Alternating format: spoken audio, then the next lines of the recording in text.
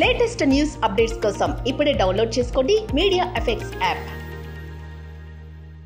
Welcome to media effects.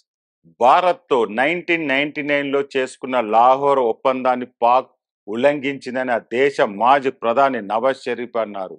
Kargil యుద్ధానికి ఇప్పటికీ general Parvez Musharraf కారణమని పరోక్షంగా పేర్కొన్నారు.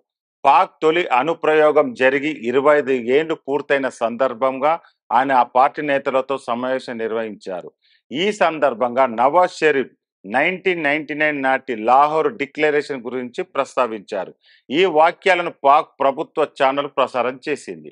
1998 మే 28న పాకిస్తాన్ 5 అణు పరీక్షలు నిర్వహించింది. ఆ తర్వాత వాజ్పేయి గారు ఇక్కడికి వచ్చి మనతో ఒప్పందం కుదుర్చుకున్నారు. కానీ ఆ ఒప్పందాన్ని మనం ఉల్లంఘించాం, అది మన తప్పే అని ఆయన వ్యాఖ్యానించారు.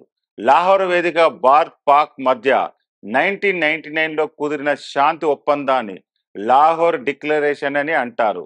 ఇందులో భాగంగా ఇరు దేశాలు శాంతి నెలకొల్పాలని, ప్రజల మధ్య సంబంధాలు పెంపొందించాలని నిర్ణయించారు. ఆ తర్వాత కొద్ది నెలలకే నవాజ్ షరీఫ్ జమ్మూ కాశ్మీర్లో కార్గిల్ జిల్లాల్లో చొరబాట్లకు తెరదీశారు. ఫలితంగా జరిగిన యుద్ధంలో పాక్ ఓటమి చవి చూసింది. అణు పరీక్ష నిర్వహించకుండా అధ్యక్షుడు బిల్ క్లింటన్ పాక్కు 5 బిలియన్ల ఆర్థిక సాయం ఇస్తానని ఆశ చూపినట్టు నవాజ్ షరీఫ్ అన్నారు. కానీ ఆ ఆఫర్ తను తిరస్కరించినట్టు చెప్పారు. తన స్థానంలో ఇమ్రాన్ ఖాన్ ఉండి ఉంటే బిల్ క్లింటన్ ప్రతిపాదనకు అంగీకరించి ఉండేవారని అభిప్రాయపడ్డారు.